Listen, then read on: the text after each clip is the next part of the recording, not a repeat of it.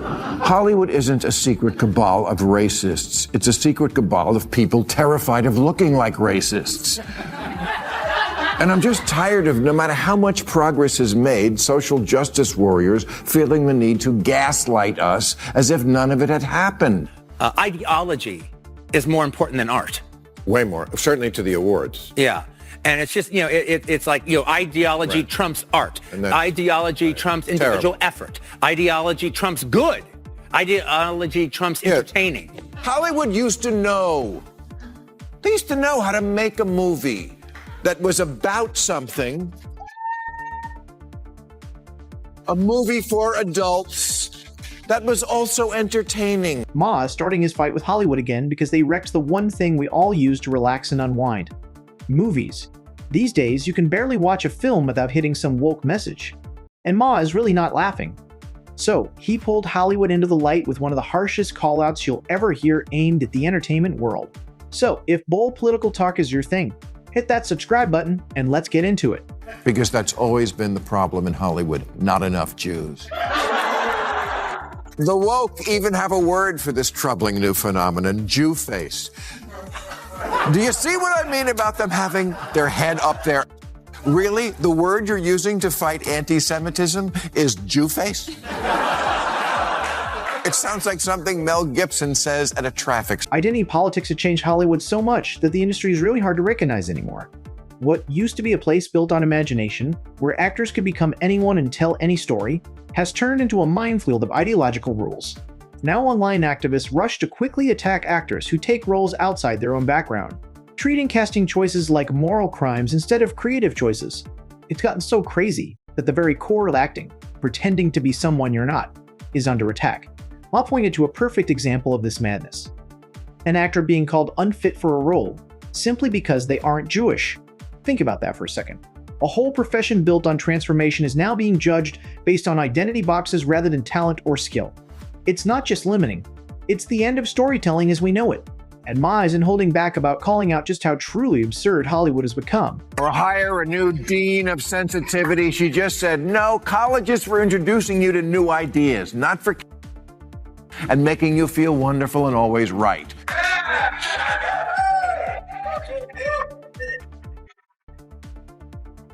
You're thinking of brunch with your parents. I'm just amazed at how this generation can simultaneously be too sensitive for anything distasteful and somehow also so into eating. Ma also takes aim at Hollywood's crazy oversensitivity these days. Jokes and themes that were once loved by everyone, totally harmless, and even praised for their wit, have now been twisted into so-called sins, picked apart and condemned by a culture desperate to find offense in everything. What used to make crowds laugh without a second thought is now treated like a crime against humanity, checked frame by frame for any hint of bad content. Yet, in a glaring contradiction Ma can't ignore, this same super-sensitive generation turns around and embraces behavior that older generations couldn't have even imagined. The same crowd clutching their pearls over a decades-old joke is often the one pushing limits in ways that would have shocked their grandparents. It's a strange double standard. Outrage over fiction, indifference toward real-life excess, and Ma isn't afraid to point out just how backwards and fake that hierarchy of sensitivity has become in modern culture. But come on, man, can we live in the present? No Academy member this year filled out their ballot thinking, well, I didn't think Chalamet was very good, but I'll vote for him because he's white.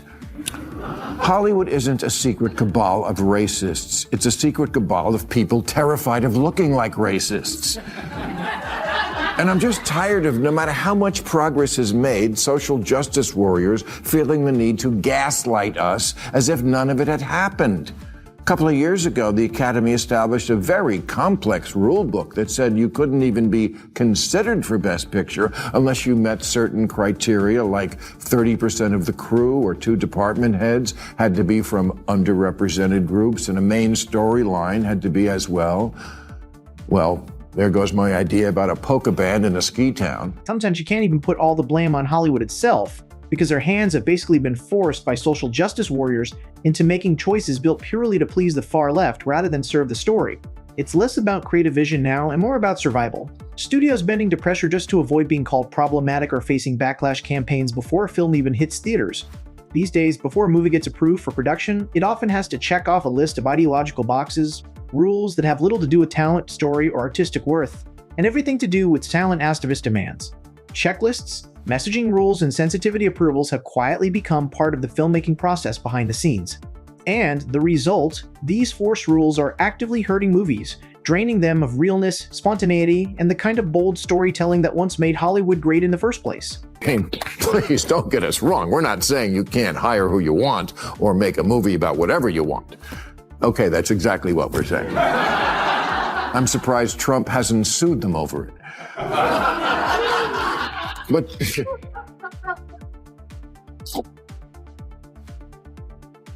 But seriously, by this standard, you couldn't make Titanic today and hope to get nominated, or Braveheart, or Amadeus.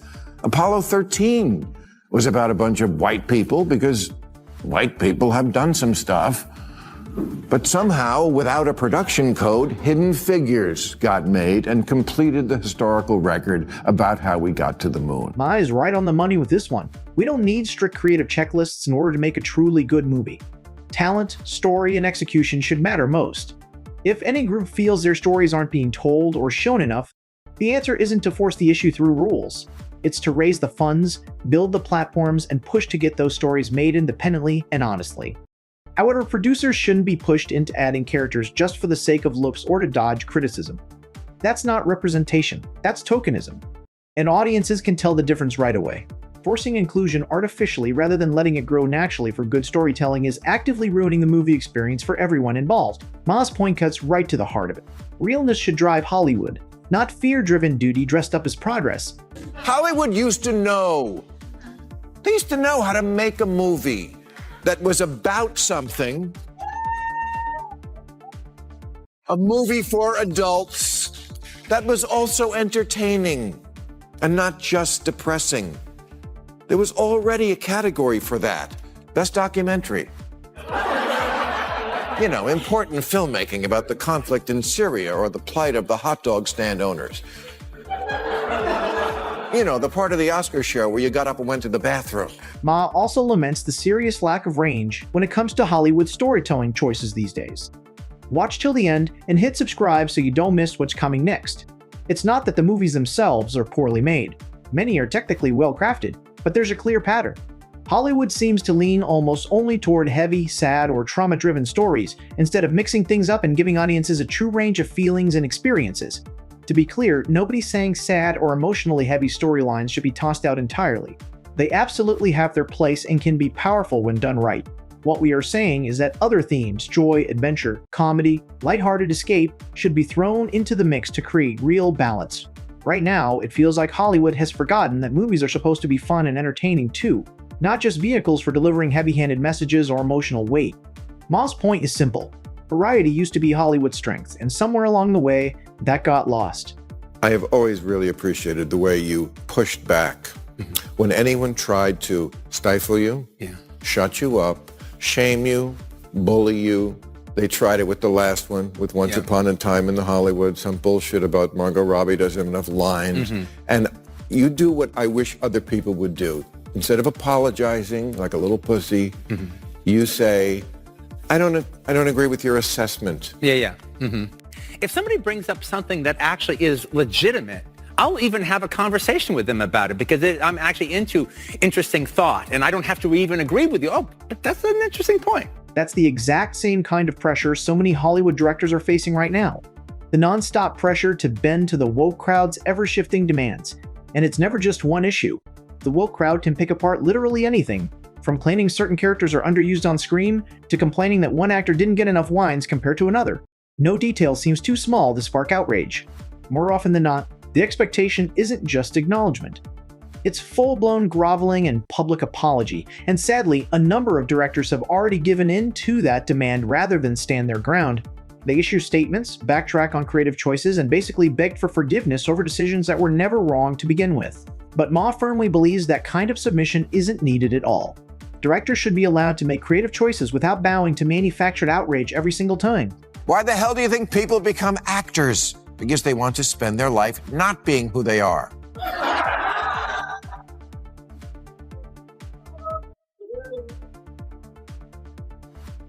Appropriating sounds like an unforgivable sin until you remember that's what acting is. That's why acting jobs are called roles. Sean Penn won an Oscar for playing gay civil rights martyr Harvey Milk. At the time, it was considered a courageous act of solidarity for a straight male movie star to play a homosexual. Now it's the opposite. Eddie Redmayne played a transgender woman in The Danish Girl, but now calls that a mistake because many people don't have a chair at the table. Well, actually, in movies now, they do. Matt explains something that should honestly be obvious. Acting is at its core just make-believe, and the actors who take on these roles are simply doing their job, playing characters that aren't necessarily a mirror of who they really are. That's literally the craft. Yet despite this basic truth, the woke crowd often comes after actors who play characters whose values don't match their own personal beliefs, treating performance as if it were a personal endorsement. They'll do anything from launching backlash campaigns to attacking an actor's reputation regardless of talent or intent. And when this happens over and over, it creates a chilling effect. Talented actors become truly afraid to take on certain roles, not because of skill or interest, but purely out of fear or backlash from the far left. It's stifling creativity and turning acting into a minefield instead of an art form. There has become a thing that's gone on, it seems like in this, especially this last year, where, what's the word I'm looking at? Ideology is more important than art. Way more, certainly to the awards. Yeah. And it's just, it's like, ideology Right. trumps art. Ideology trumps individual effort. Ideology trumps good. Ideology trumps entertaining. There's two kinds of movies, virtue signalers. Yeah. Quentin Tarantino echoes Ma's exact thoughts, openly claiming that ideology has now completely beaten art in modern filmmaking. According to him, and Ma clearly agrees, Hollywood isn't really about art, creativity, or pure entertainment anymore. It's become a tool for pushing a certain ideology with storytelling taking a back seat to messaging. What was once a craft driven by passion and imagination has turned into a platform for activism dressed up as cinema. Sadly, this new direction is actively ruining our movies, stripping them of the magic and escape audiences used to crave. You truly can't go to the theater anymore just to relax and enjoy a film without being preached to about one woke theme or another. Whether it fits the story or not, it's tiring and frankly insulting to viewers who simply want quality entertainment. Both Tarantino and Ma seem to agree. Art should move people, not lecture them into submission. This comes in waves. This absolutely comes in waves, all right? So it's like, okay, just looking at the 40s, all right, that was during the wartime, but that's also the time that you had film noir, where you actually, even though with the Hays Code, you had these dark, dark stories that were being told. But then after the war was won, then you had the 50s, which was the first of the completely homogenized decades, where you couldn't say shit if you had a mouthful, all right? And every bestseller, every play that was turned into a movie, if there was anything sexual about it or anything, that's all going to be drained out of the movie. It's going to be weaned out of the movie. It's just the way it is. And then to me, it's one of the worst decades in Hollywood is the 50s. And the 60s, pretty much from like 1960 to 1966, was the 50s part 2. Right. But then what we think of as the 60s starts in about 67, and that's when New Hollywood Bonnie comes out. Yeah. And that's an absolute positive response. Now what Quentin is basically saying is this: the woke culture that has tightened its grip on our movies is merely a passing phase, a cultural moment rather than a permanent fixture. And that eventually, like every other ideological trend before it, it'll burn itself out and fade away. According to him, Hollywood has a long history of chasing trends, and this obsession with forced messaging is just another cycle waiting to run its course. Well, here's the thing. Some of us honestly can't wait for that day to come. We're tired of sitting through lectures dressed up as entertainment. Tired of feeling like every film comes with a mandatory dose of ideology attached. We just want to return to enjoying movies the way we used to. Simple, fun, immersive storytelling without the constant pressure to absorb a political message. If Tarantino is right, that day is coming, and honestly, it can't arrive soon enough. And on this note, we close the curtains on today's video. If you liked it, hit the like button and subscribe to this channel for more videos like this. Thanks for watching, and I'll see you in the next one.